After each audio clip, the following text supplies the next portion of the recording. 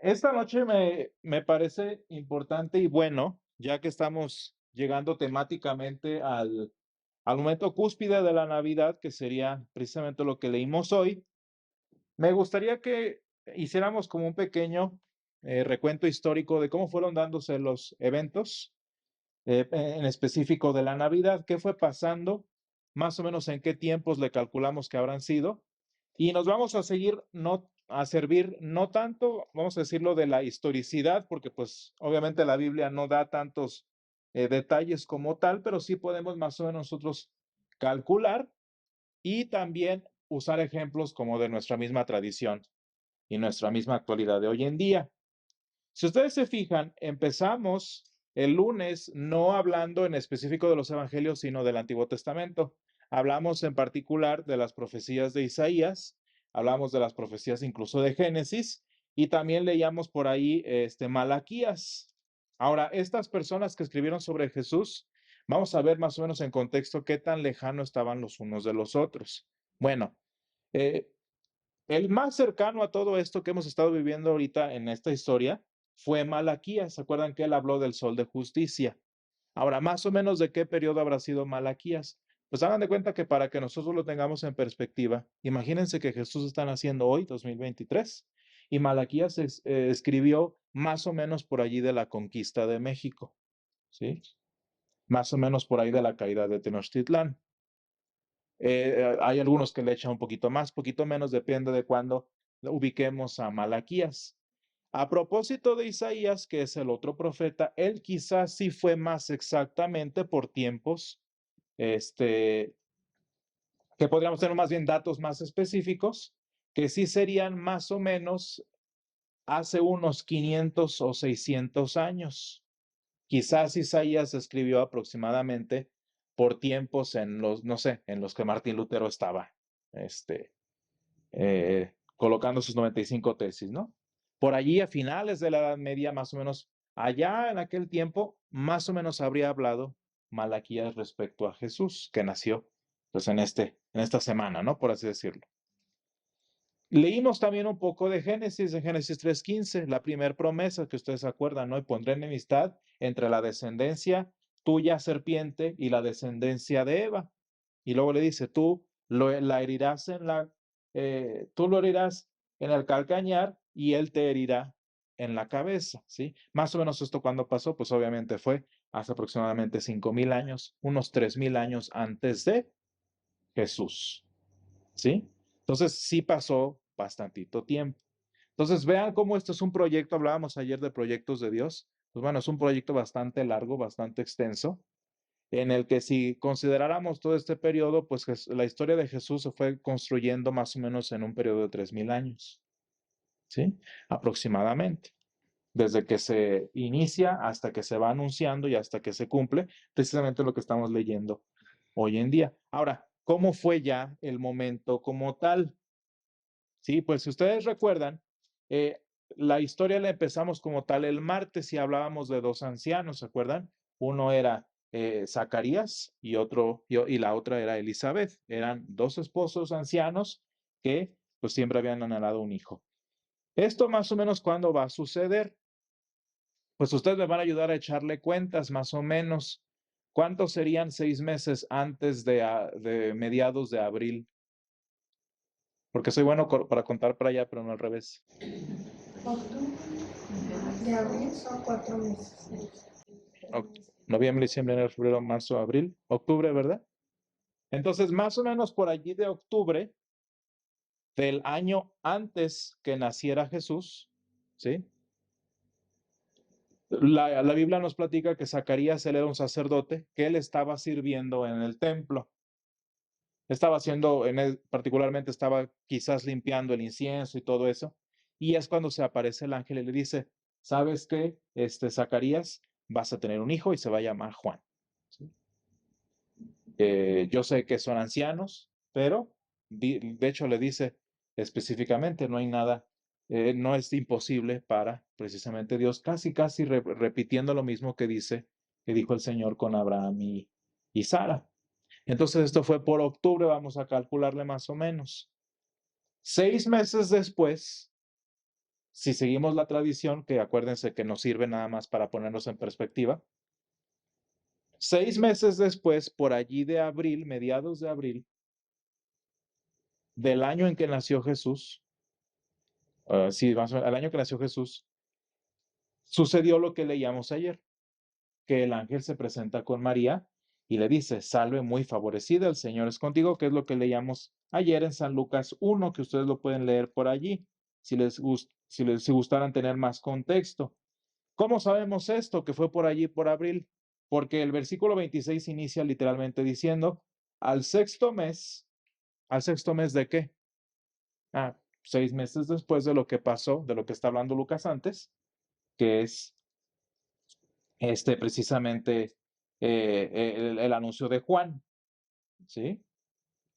Y entonces, la anunciación de Jesús más o menos sucedería por allí de abril, mediados de abril, dependiendo del año, no recuerdo muy bien, pero pudo haber sido mediados de abril o mediados de marzo, dependiendo, ya saben cómo cae la Semana Santa, a veces muy temprano, muy tarde, ¿no? Y después de la anunciación, que es de hecho también la concepción de Jesús, suceden entonces, van a pasar 9 meses que son los naturales de la vida, en los que precisamente, pues bueno, va a caer, según la tradición, el nacimiento de Jesús, precisamente en diciembre, ¿sí? Posiblemente mediados de diciembre, ya después la iglesia como que le jala un poquito para que embonaran el 25, ¿no? Ahora, ¿por qué es relevante esto? Ya decíamos, y yo les había platicado que en el Medio Oriente era común la creencia de que un profeta moría en el día de su concepción, ¿sí? Entonces, esa es la tradición que les digo que no tiene que ser completamente cierta, pero sí nos ayuda mucho para propósitos. ¿Por qué digo que no es completamente cierta? Pues porque la Biblia nunca dice nada al respecto, ¿sí? Lo que sí podemos ver es que en el Antiguo Testamento, particularmente en los profetas, Dios casi iguala el día del juicio con el día de la salvación, ¿sí?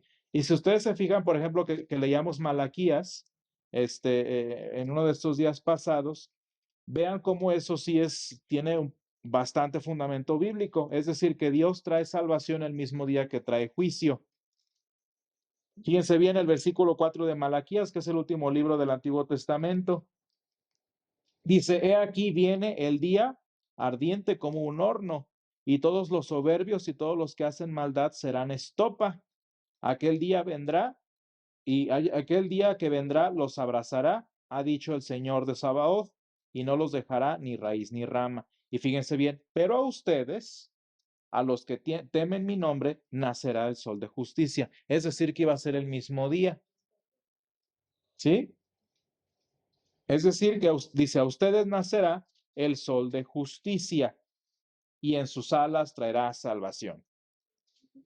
Este pasaje de Malaquías 4:2 es igual que muchos otros pasajes en donde se compara el día de juicio con el día de salvación, ¿sí?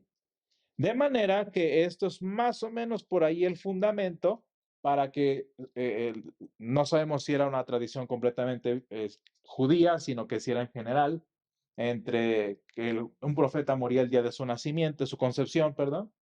Lo que sí podemos decir es que Jesús sí murió a mediados de abril, en una Semana Santa, eso sí es históricamente irrefutable, y si ese día vino la salvación y vino también el juicio, naturalmente ahí también vino la salvación y el juicio, que sería en este caso su concepción, ¿sí?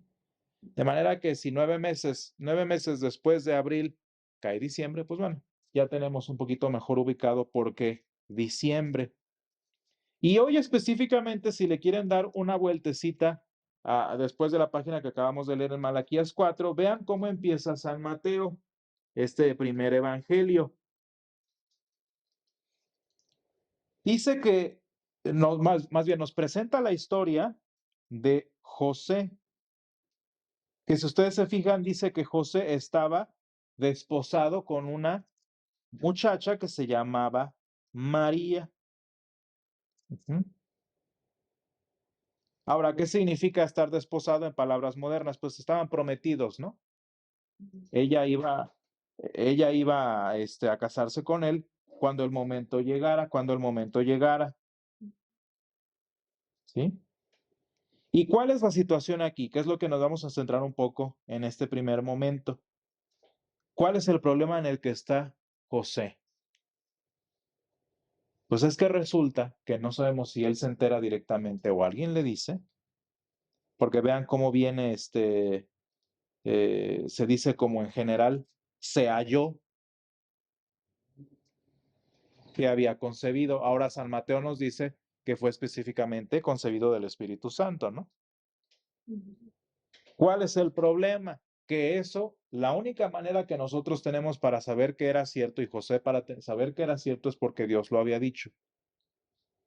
Pero de ahí en más, ¿cuál era la razón? ¿Cuál habría sido la interpretación de las personas a propósito de esta situación? Pues que María, obviamente, había cometido fornicación por no estar casada. Y si consideramos que el desposo ya es matrimonio relativamente, entonces sería adulterio, ¿sí? Fornicación y adulterio.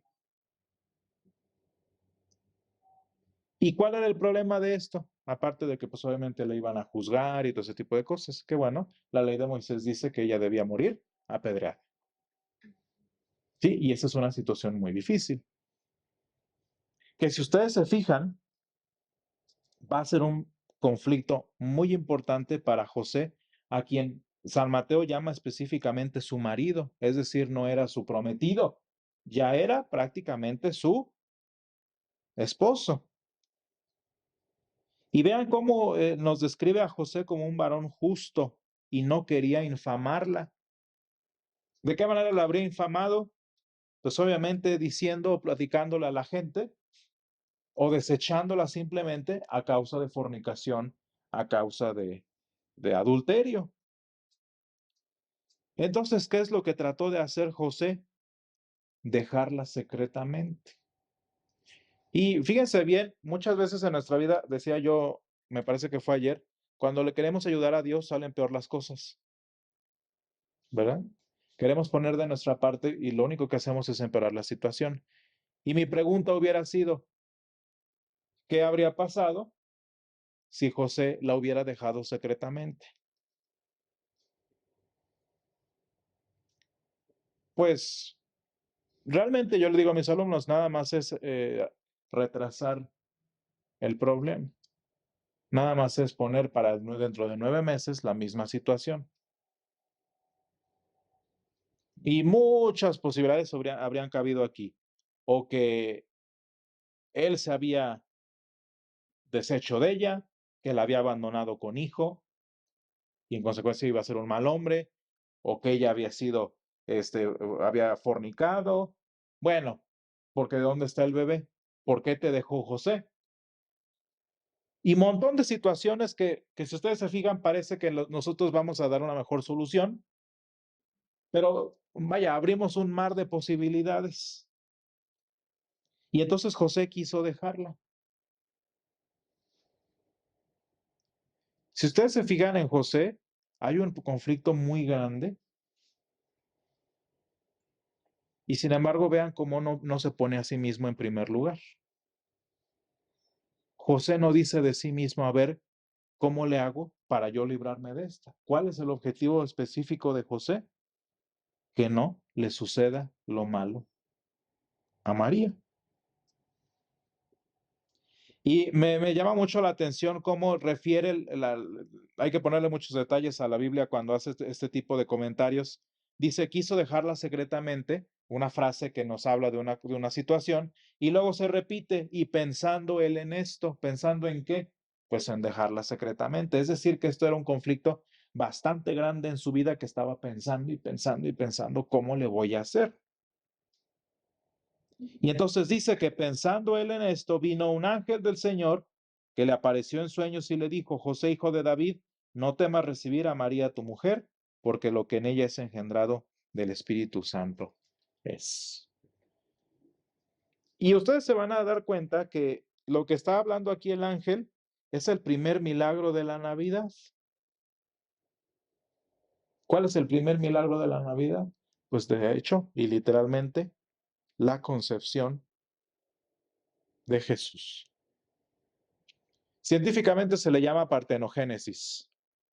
Es un tipo de concepción bastante natural en el mundo animal, particularmente en ciertas especies. No es nada fuera de lo común, se llama partenogénesis, pues porque es precisamente la concepción sin la participación masculina. En seres humanos no se ha documentado de pura entrada, pues porque la capacidad científica para detectar la evolución genética, el nacimiento genético de los individuos tiene poquitito, no tiene más de 100 años. Y además porque ustedes saben que la experimentación y la indagación en cuanto a la concepción y la vida siempre ha estado rodeada de asuntos éticos y morales. El punto es que partenogénesis, científica o no científicamente hablando, sigue siendo algo extremadamente sorprendente en seres humanos. Y dice el ángel, no hay ningún problema, porque ni ella fornicó, ni tú la tienes que dejar.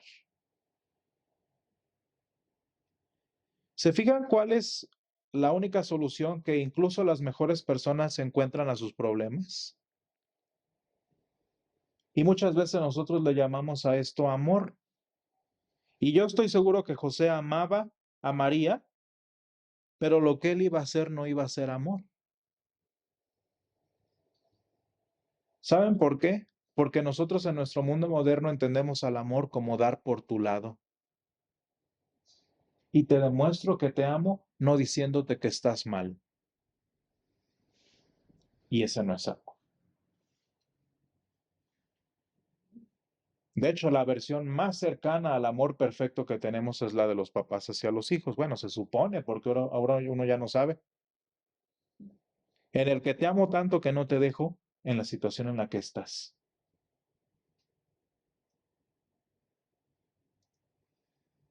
¿Qué quería hacer José? Pues quizás no intervenir por amor a María, pero eso iba a ser peor. Y ya hablamos hace un momento de cuáles hubieran sido las consecuencias por culpa de ese amor.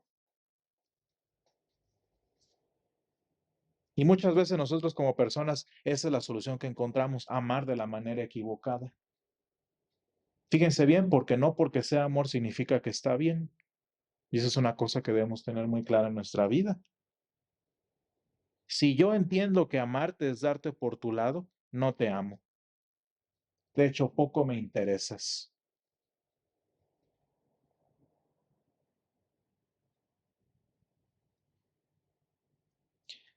Y la pregunta sería, y fíjense bien, esto viene para situaciones de nuestra vida diaria que no son tan dramáticas como las que hemos hablado en esta semana. Son los problemas a los que te enfrentas quizás más seguido, que nosotros les llamamos como los famosos dilemas éticos.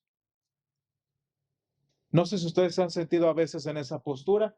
No, no estoy hablando de una gran enfermedad, de una gran crisis o algo así. Un simple dilema ético que a veces no son tan simples. Es que si hago esto, pasa esto. Pero si hago esto, pasa esto. ¿Qué hago?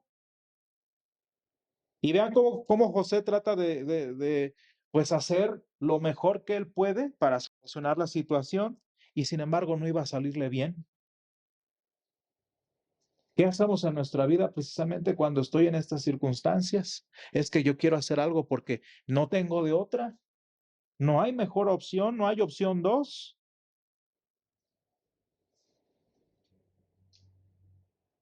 Y esa es una situación en la que está José.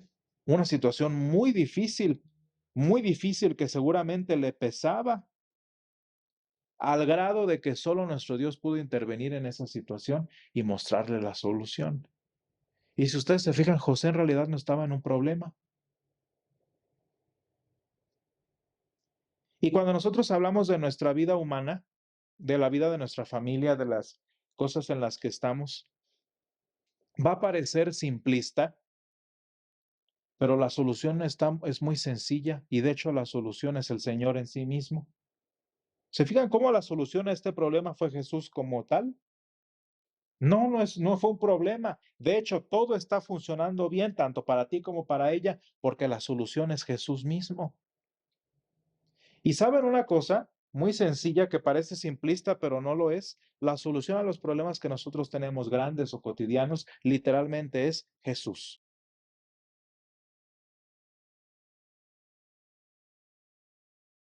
Y no porque borra problemas. Nada cambió allí, si ustedes se fijan. Vean cómo la circunstancia no cambió para nada. Y fíjense bien, el que juzga, juzga. El que cuenta, cuenta. Siempre va a haber alguien que te va a contar los meses de embarazo. Siempre va a haber alguien que le va a encontrar las mangas al chaleco o ¿qué es la quinta pata o algo así al gato, no? Los problemas siempre van a haber problemas para los que quieren ver problemas. ¿Qué es lo que cambia en esta circunstancia? La forma en la que precisamente tú abordas las situaciones. Y hay una frase en la escritura que dice, todo lo puedo en Cristo que me fortalece.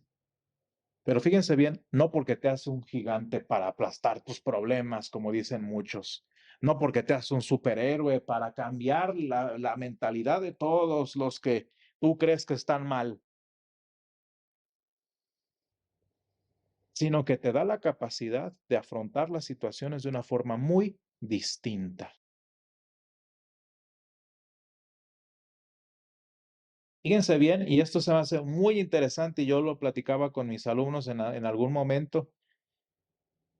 Fíjense ustedes, un funeral, tristemente, y ese es el mayor de los casos, vean ustedes un funeral católico y no es para nada igual a un funeral cristiano.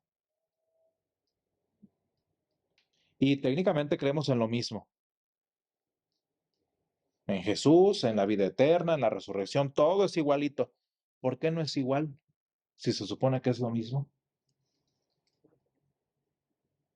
Pues porque unos que no conocen, que conocen de Jesús pero no lo conocen a Él, afrontan los problemas solos, como José.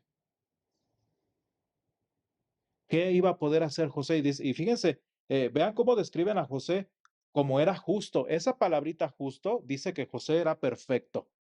O sea, era una persona así, intachable. Y vean al problema al que se está enfrentando y él lo iba a tener que hacer solo. Y lo más triste es que cuando vienen a nosotros nuestros problemas, te das cuenta que eres nada. A ver, solucionalo. Arréglalo.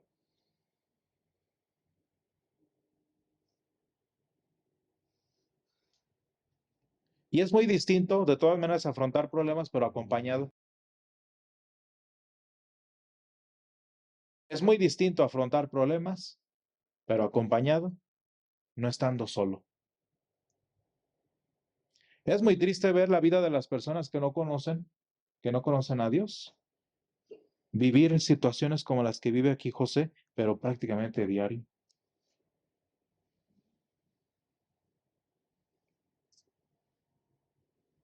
Dime, ¿qué garantías tienes si ni yo las tengo?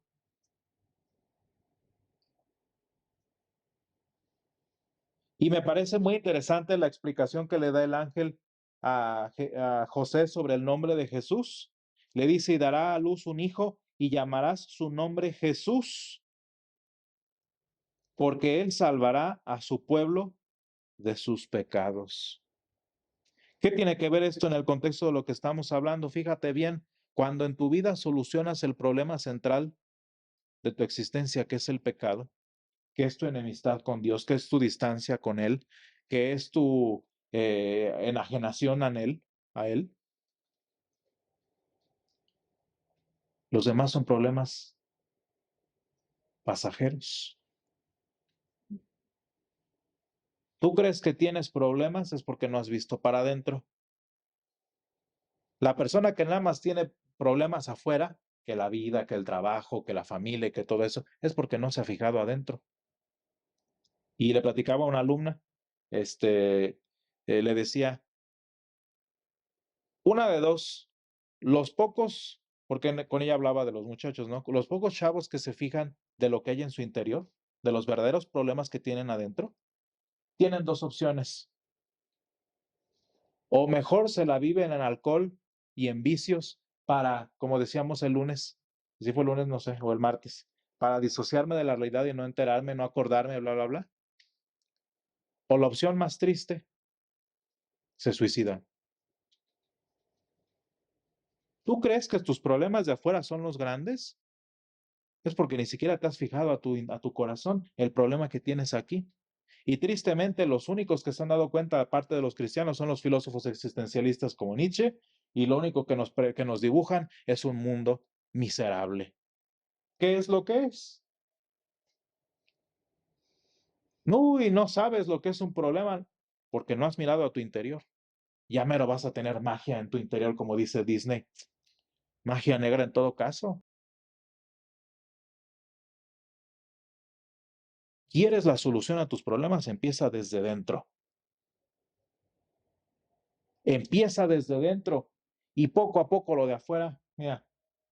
Y si acaso no llegara a ser, no sé, no llegara a ser así pasajero o chiquito como yo lo estoy menospreciando, lo muy bueno de que cuando solucionas el interior y tienes un conocimiento de este Señor que se llama Jesús, fíjate lo que significa su nombre, Dios salva.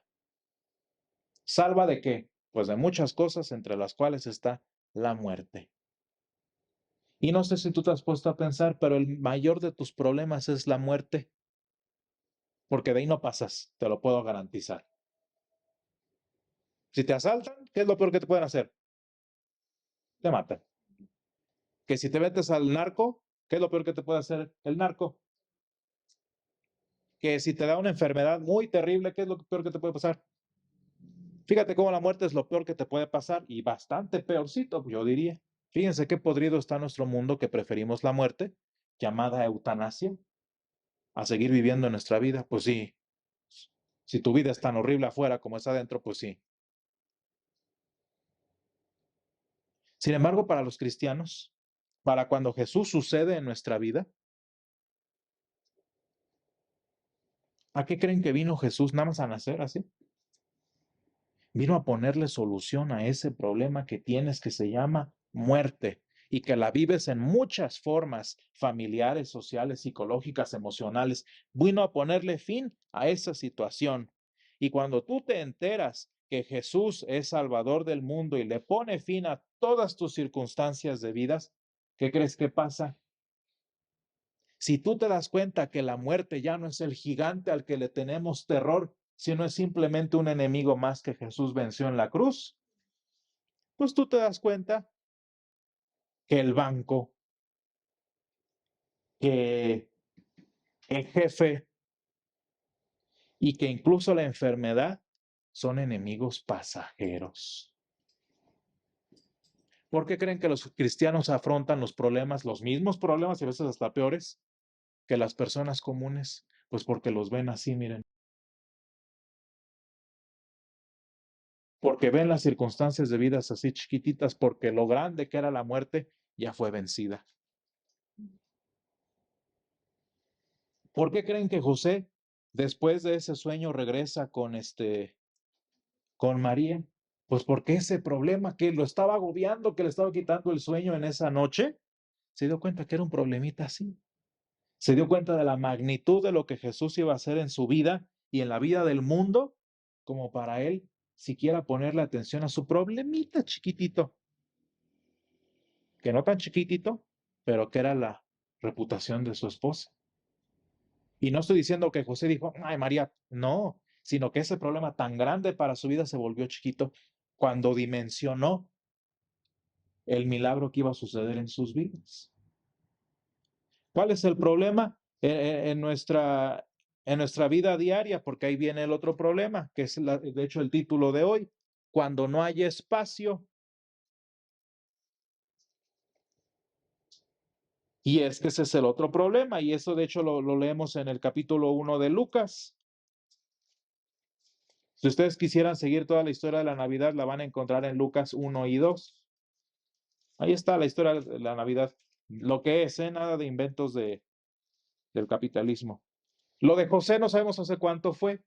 Quizás fue por ahí de julio, agosto, pero ya para ahorita ya está con María. Y más o menos por ahí de este noviembre pasado, resulta que tenían que ir a un censo. Históricamente hablando, nada más hubo ciertos censos en este periodo y al censo al que fueron ellos precisamente era para rendirle pleitesía al César, era para ver cuántos súbditos tenía el César, ¿sí? Porque de hecho tenemos bien exactitos los censos que hubo en esta región. Y de hecho, más o menos calculamos que el tiempo en el que estamos hablando es por allí de un noviembre, según nuestro ejemplo, pero exactamente del año por allí, más o menos el 3 antes de Cristo. ¿Sí? Entonces estamos en este periodo. Sí, yo sé que se supone que debería ser el 0, ¿verdad? Pero bueno, salieron mal los cálculos allí, es el año 3 antes de Cristo. ¿Sí? Por allí de la fecha, si ya más exacta no sabemos, pero vamos a poner que es noviembre, ¿no? Mandan entonces a que vayan a todos a anotarse como súbditos del César y obviamente José, que era originario de Belén, tiene que ir a su ciudad natal y no específicamente Belén nada más, sino a su región, ¿sí? ¿Cuál es el problema? Que ellos vivían, si ustedes se acuerdan, muy arriba en el norte, en una ciudad que se llamaba, una región que se llamaba Nazaret, ¿sí? Y de allá, ¿qué es lo que tuvieron que hacer? Bajar, bajar, bajar. De hecho, si buscan ustedes en su Biblia, en un mapita, ahí ustedes van a encontrar, miren, este es un mapa de más o menos la tierra en donde estuvo Jesús y María y toda la historia del ángel y eso estaba acá arriba, ¿sí? Y cuando sucedió que ya tenían que ir a anotarse, ¿a dónde viajaron? Viajaron hasta acá, más o menos por aquí, en donde dice Belén, que está más o menos a 1 hora de Jerusalén, 1 hora al sur de Jerusalén. De hecho, hay camioncitos que los llevan, ¿no? Entonces hicieron todo este viaje hasta Belén, porque de ahí era José, ¿sí? ¿Cuál era la situación? Que José, fíjense bien, si hubieran sido tiempos del reino de Israel hacia allá, de cuando todavía eran reino, José hubiera sido un príncipe, ¿sí? José hubiera sido de las personas poderosas porque literalmente era un hijo de David, ¿sí? Nada más que pues vivimos en un tiempo en el que Israel dejó de existir hace 500 años y el Imperio Romano es el que está viviendo ahorita, ¿no?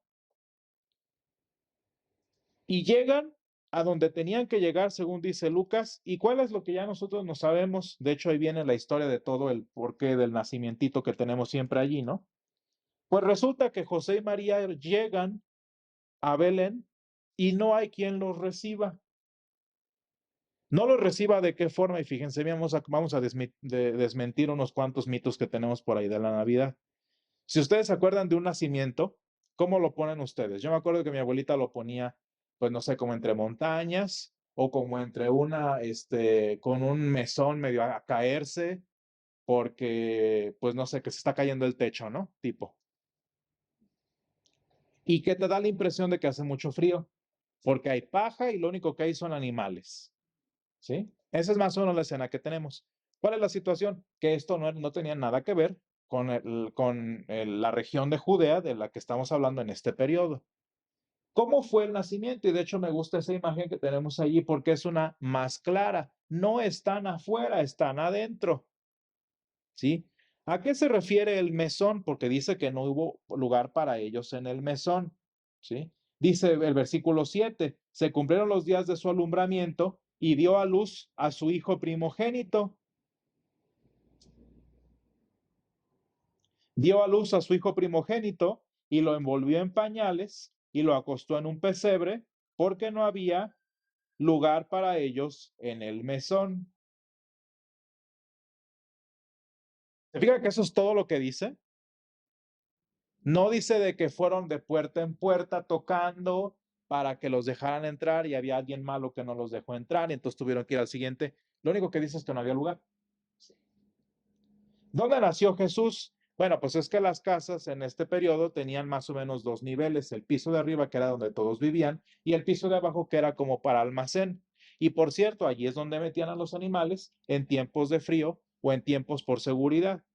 Y a los animales, literal, los metían en una zona podemos llamarle del sótano, en donde estaban los animales seguros y guardados, junto con las provisiones, y arriba vivía la gente. ¿Dónde no hubo lugar para ellos? Pues obviamente no hubo lugar arriba porque estaba lleno en todos lados. Pero Jesús nació en la parte de abajo y muy seguramente hubo personas que los asistieron. No fue un conflicto más para el pobre José el traer a su hijo al mundo. No, hubo personas que lo ayudaron, los ayudaron. ¿Sí? ¿Cuál es el problema? Que no había lugar para ellos. Y fíjate, y esto es lo más triste, Jesús había llegado a una casa y en esa casa no hubo lugar.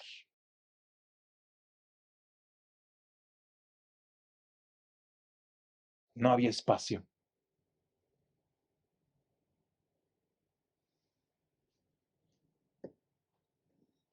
Y de aquí vamos a partir el día de mañana, porque vamos a ver cuál es el problema de que no haya habido espacio para los que no hubo espacio, pero cuál fue la bendición para los que sí.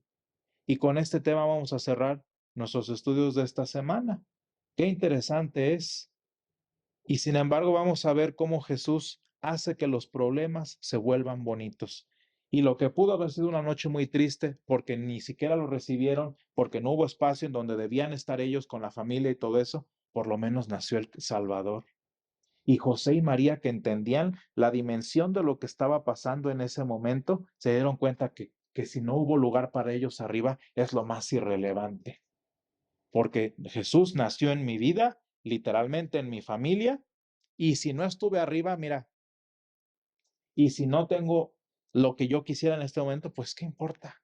Jesús nació y este problema, que como el problema que tuvo José, se hacen pequeñitos cuando tenemos a Jesús en nuestra vida y cuando te das cuenta que hay solución para el peor de tus problemas, que en este caso sería la muerte.